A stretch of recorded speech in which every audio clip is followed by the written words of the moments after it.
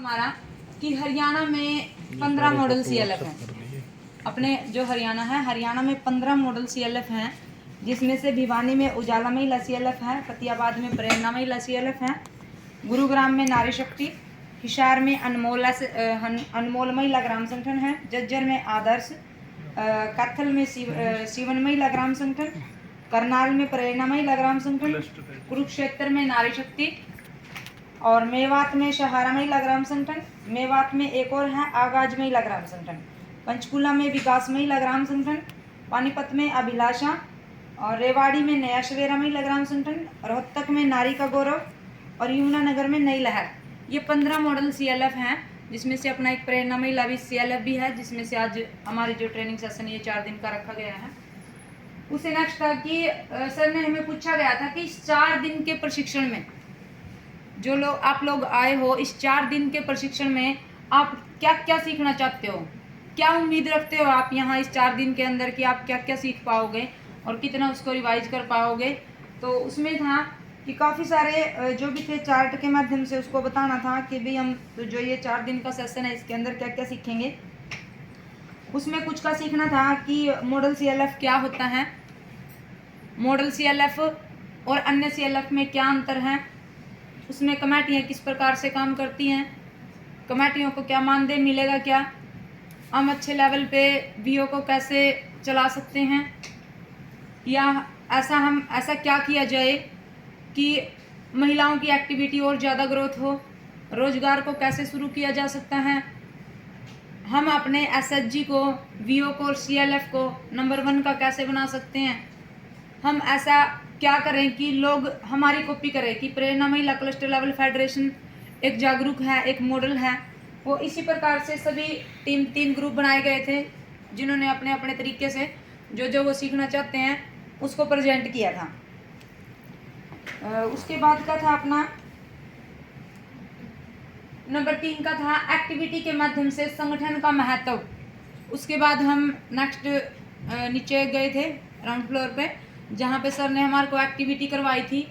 शुरुआत में सिर्फ 2 मेंबर के ग्रुप बनाए, उन दोनों के अंदर तालमेल किया कि भाई आप एक दूसरे से बात करो, सभी ऐसे अटैच होना जो एक दूसरे को नहीं जानते हो। सेल्फ हेल्प ग्रुप में VO लेवल पे या फिर अपने CLF लेवल पे या कोई भी ट्रेनिंग के माध्यम से हम एक दूसरे से ऐसे ही मिलते हैं, जैसे आज हम अलग अलग गाँव से आए हैं, तो उसके माध्यम से जो हमारे अंदर एक झिझक थी, एक बात की उनके साथ में, उनका विचार पूछे या कैसे हैं कैसे नहीं, तो उनके साथ बोलने का तालमेल बढ़ा, जो कि हमारी एक पहचान बन गई उनकी नज़रों में कि भाई हाँ इन्होंने अपनी ज़िंदगी में ऐसा कुछ किया है जिससे हम मिले, उन्होंने अपने बारे में बताया। तो इस प्रकार से एक्टिविटी के माध्यम से कि संगठन का महत्व क्या है हमारे जीवन में, उस सभी टॉपिक को क्लियर किया।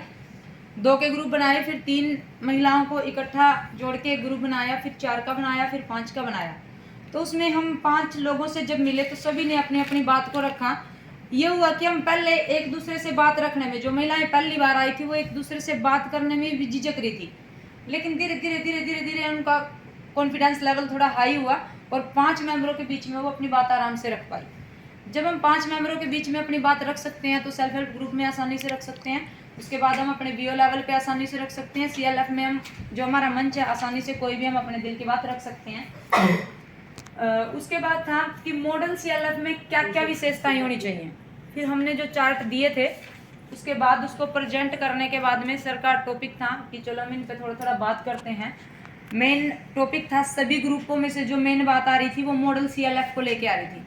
जो हमारा ट्रेनिंग सेशन भी है वो भी मॉडल CLF के रिगार्डिंग है। तो उसमें था कि मॉडल CLF की विशेषताएं क्या होती हैं, एक मॉडल CLF खास क्यों होता है, क्या क्या होता है उसके अंदर। तो उस मॉडल CLF के बारे में बताया गया था कि उसकी जो विशेषताएं हैं कि भाई एक मॉडल CLF में जो पारदर्शिता होनी चाहिए, उनमें जो सभी मेंबरों के निर्णय लेने की क्षमता होनी चाहिए, सभी मेंबर अपनी बात को रख पाएँ, पूंजी का लेन देन अच्छे से हो रहा हो, जो भी हम स्कीम यहाँ से कोई भी लॉन्च होती है सभी को उसके बारे में पता हो, गाइडलाइंस के बारे में सभी को पता हो, मैनेजमेंट सही हो, जो हम लेन देन करते हैं वो हमारा सही हो, आइडल फंड जो है उसका ठीक ठाक से लेन देन हो। तो वो सारी विशेषताएं थी कि ये क्या खासियत हो जाती है। विशेषता का मतलब होता है, जैसे मैं बोल रही हूँ कि निशा के अंदर क्या क्या खासियत है, क्या क्या खूबियाँ हैं, एक मॉडल बनने के लिए CLF में क्या क्या विशेषताएं होनी चाहिए, वो सारा प्रेजेंट किया गया था। उसके बाद का टॉपिक था कि मॉडल CLF की क्या क्या जिम्मेदारी है। हमारा CLF जो मॉडल बन गया, अच्छी कम्युनिटी कैडर है, अच्छा हमारा जो रिपोर्टिंग सिस्टम है वो अच्छा है, लेन देन बढ़िया है, सब कुछ सारा काम फर्स्ट क्लास है। लेकिन फिर CLF की जिम्मेदारी क्या बनती है, उसको हमने सभी ने मिलके मॉडल बना दिया, लेकिन उसकी भी कुछ जिम्मेवारी है। जैसे हमारे ऊपर एक कोई जिम्मेवारी होती है, तो मॉडल CLF की जिम्मेदारी थी कि सभी को एक नज़र से देखना, जिसको ज़्यादा ज़रूरत हो उनकी सबसे पहले मदद करना, सभी को बोलने का हक देना, जो भी फैसले हैं हम निर्णय लेते हैं उसको जब सही साबित हो जाता है तो उस पर काम करना, ज़्यादा से ज़्यादा रोजगार दिलवाना। ये CLF की कुछ जिम्मेदारियां थी। बाकी और भी काफ़ी सारे थे जो पॉइंट हमने उस पर उतारे थे कॉपी में। उससे नेक्स्ट था हमारा कि CLF को मजबूत क्यों होना चाहिए। मान लीजिए अपना CLF है, मजबूत क्यों होना चाहिए, कोई बताए आप लोगों में से, कोई भी CLF को मजबूत क्यों होना चाहिए? सर अगर CLF मजबूत होगा तो VO भी मजबूत होगा, अगर VO मजबूत होगा तो SSG मजबूत। CLF की मजबूती से ही हमारी मजबूती बढ़ेगी।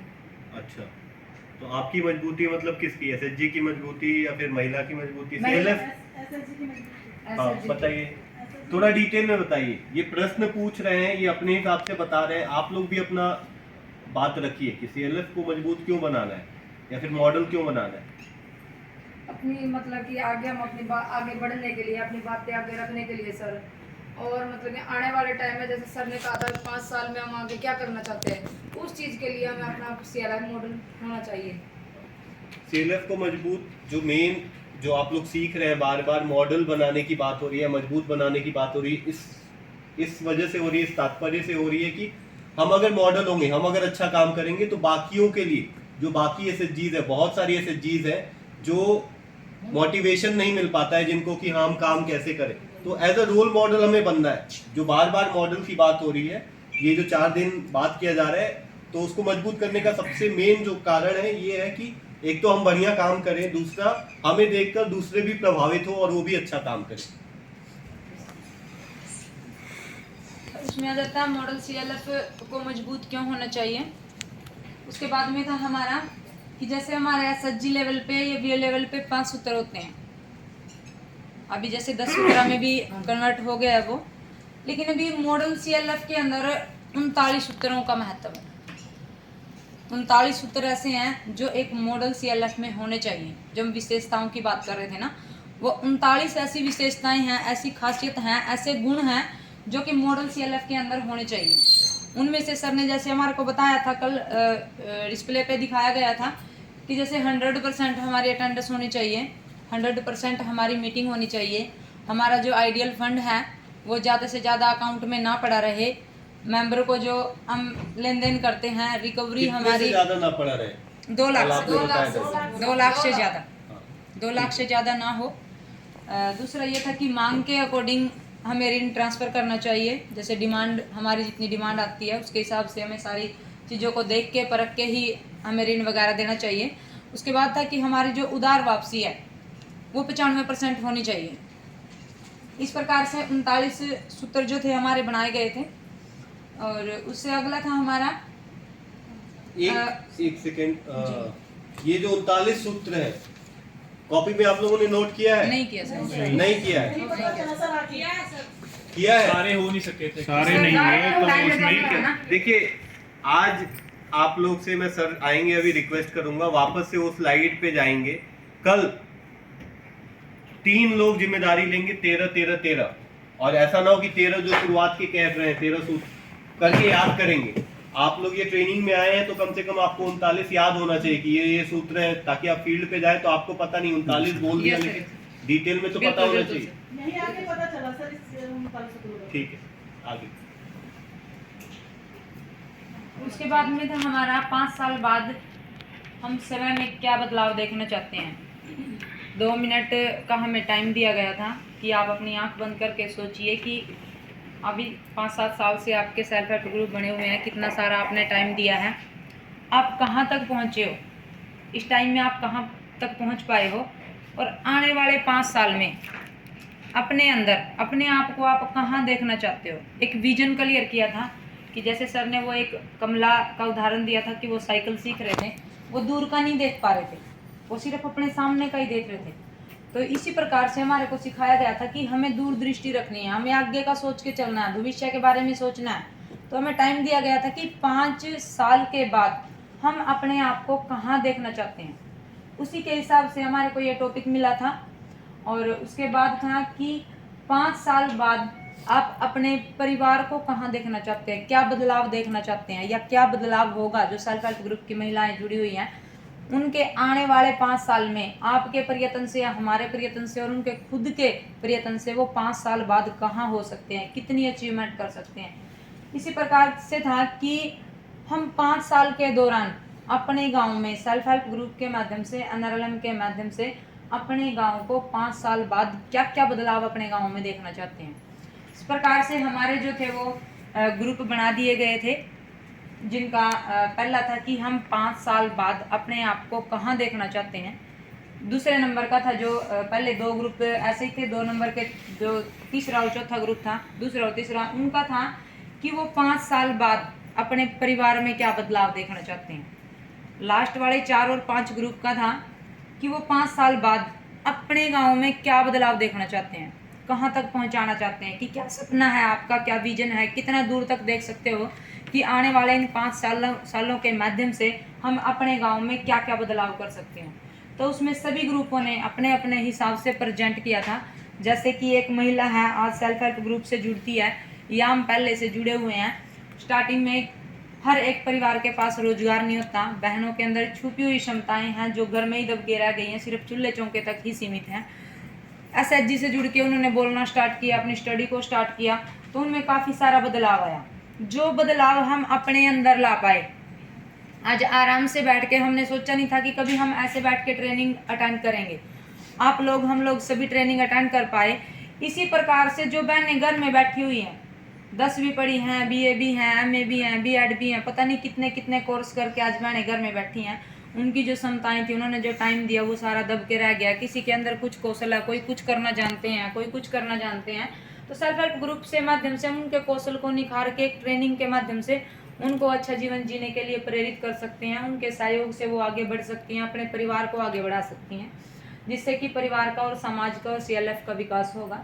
तो इसी प्रकार से एक महिला के जीवन में क्या बदलाव आ जाता है, तो वो सारे स्वास्थ्य के माध्यम से एक चार्ट बनाया गया था, जिसमें दिखाया गया था कि सेल्फ हेल्प ग्रुप से जुड़ने से पहले जो गरीब महिलाएं थी, उसके बाद उसको नॉलेज मिली। जैसे हमारे स्वास्थ्य कमेटी है, स्वच्छता कमेटी है, सभी नियमों का पता चला, कुछ ना कुछ नॉलेज ली, अपने परिवार को ऋण लेके कुछ रोजगार शुरू किया। तो क्या क्या बदलाव आया। ये 5 साल बाद हम अपने आप को कहाँ देखना चाहते हैं। आज हम कच्चे मकान में रह रहे हैं कि 5 साल बाद कम से कम हम इतना तो कर पाएँ कि अपना रोजगार हो, या अपने हस्बैंड का रोजगार हो, या हमारे बच्चों का कोई रोजगार हो, जिससे कि हम पुराने उस गरीबी के दलदल से जरा सा उसको कम करके एक बेहतर जीवन जी पाएं। टाइम पे हमारे बच्चों को भी, सभी की इच्छा होती है कि हमारे बच्चे अच्छे स्कूल में पढ़ें, हम अच्छा खाना खाएं। तो एक रोजगार के माध्यम से हम ये सब कर सकते हैं। उसके बाद में था कि हम इतने सारे मेंबर जुड़े हुए हैं एक एक गांव से। अगर मैं अपने मुनक गांव की बात करूं तो लगभग 53 सेल्फ हेल्प ग्रुप हैं जो करंट में लाइव चले हुए हैं। तो उन 53 मेंबरों के साथ में लगा लो कि 530 परिवार हमारे साथ में जुड़े हुए हैं। 530 परिवारों में उनके हस्बैंड भी आ जाते हैं, बच्चे भी आ जाते हैं, मम्मी पापा भी आ जाते हैं, सारे लोग आ जाते हैं। तो इतने परिवार की जिम्मेवारी हमारे एक गांव के ऊपर, चंद बहनों के ऊपर टिकी हुई है कि जिसको वो उनके कौशल को निखार के आगे बढ़ा सकते हैं। उनके अंदर जो एकता है, जो हमारी छवि बनी है, जो हमारा कहना मानते हैं, हम उनकी बातें सुनते हैं, वो हमारी बातें सुनते हैं कि किसी भी टॉपिक को लेके अगर बात हो जाती है कि इस स्कीम का हम इस प्रकार से लाभ उठा सकते हैं, उसके जरिए जैसे हमने अपने गांव को ODF किया, तो वैसे हम किसी भी सामाजिक बुराई को खत्म किया जा सकता है।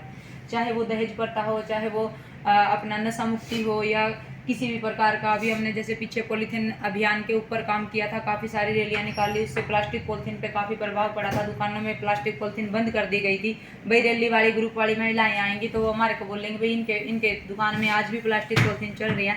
इस प्रकार से हम कुछ भी काम अपना कर सकते हैं महिलाओं के एक संगठन के माध्यम से, क्योंकि उनके अंदर एकता होती है। तो इस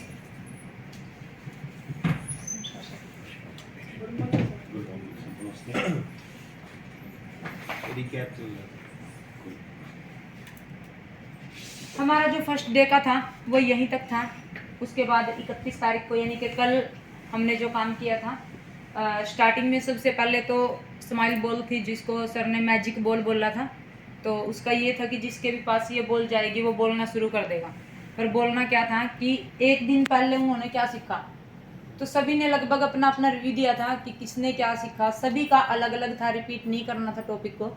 तो जितने भी हम मेंबर थे सभी ने एक अलग अलग से पॉइंट दिया, यानी कि एक दिन हमारा ट्रेनिंग लेने का इतना फर्क पड़ा कि आने वाले 7 सालों में जो हमने सीखा उससे अलग हट के हमने एक दिन में सीखा। तो एक पॉइंट हमारे अंदर ग्रोथ हो गया कि हमने कुछ अलग से एक्टिविटी के माध्यम से कुछ अलग से हम यहाँ आने के बाद में सीख पाए हैं। उसके बाद में हमें जो ये चार्ट दिए गए थे कि हम एक महिला अपने जीवन में क्या बदलाव ला सकती है और कहाँ पे वो अपने आप को देखना चाहती है, एक परिवार में क्या बदलाव आ सकता है और वो अपने परिवार को कहाँ तक बढ़ता हुआ देखना चाहती है। उसके बाद एक गांव में 5 साल के अंदर हम क्या क्या बदलाव कर सकते हैं एक्टिविटी के माध्यम से, सेल्फ हेल्प ग्रुप के माध्यम से। ये भी बोलेंगे या फिर खड़े रहेंगे फिर? आप आज कल वाला बताओ। अब कल तक का एक पहले दिन का आपने कर दिया पूरा। जी सर। कल वाला आप क्लियर आ जाइए इधर, इनको भी बोलने का मौका दीजिए। Thank you. आप सबको नमस्कार। मेरा नाम राखिया है और मैं आपको कल जो 31 तारीख को हमारा जो कुछ भी हमने सीखा करा उसके बारे में आप सबको बताना चाहती हूँ। कल 31 तारीख को जो हमारा सेशन शुरू हुआ था वो हमारा मैजिक बॉल से शुरू हुआ था। उसमें हमने क्या किया था, जिसके पास भी बॉल जाएगी वो अपना कल का जो भी उन्होंने सीखा वो बताएंगे। सब ने अपना अपना पॉइंट दिया, सब ने अपनी अपनी जो भी सीखा वो बताया। उसके बाद हमारा 11वां फिश मीटिंग के माध्यम से जब हम यहाँ अंदर जाके 10 मेंबर बैठे थे, 5 ग्रुप में से 2 मेंबर गए थे। उन्होंने कुछ विषय चुने जिन पर हम काम करके अपने गांव का, खुद का और अपने ग्रुप का, एसएचजी का, वीओ का, सीएलएफ का विकास कर सकते हैं। उन मुद्दों को चुना जैसे कि नशाबंदी, रोजगार देना, नए जो बचे हुए गांव के मेंबर हैं उनको ग्रुप में जोड़ना। प्राथमिकता के आधार पर मुख्य मुद्दे चुने गए थे जो मैंने अभी बताए, रोजगार हो गया, नशाबंदी हो गया, ये सब, नशा मुक्त करना हरियाणा को, ये हमारे टॉपिक थे। 13वां हमारा जो लास्ट हमने सेशन किया था वो SWOT SWOT का विश्लेषण किया था हमने। उसमें था सीएलएफ की ताकत, अवसर, कमियां और हमारे खतरे, उनके विषय में हमें चर्चा करनी थी। सभी ग्रुपों ने 3 ग्रुप थे, सब ने अपने अपने अलग अलग कमियां बताई, सब ने अपनी अपनी ताकत बताई, मौके बताए और सब ने खतरे बताए। सर्वे के अनुसार हमने कुछ आंकड़े भी देखे थे, साक्षरता दर, मृत्यु दर, शिशु मृत्यु दर, कुपोषण दर, ये सब हमने विषय देखे, उन सब के आंकड़े जाने। जिसमें से हमने हरियाणा, भारत और कर्नाटक के भी कुछ विषय देखे थे, जिसमें लिंग अनुपात हमारा भारत का था 929 और हरियाणा का हमारा 926। कोई नहीं, ये वाला मैं अभी आज बताऊंगा, इसको छोड़ दीजिए, आगे फिर बस सब यही था। ठीक है, थैंक यू।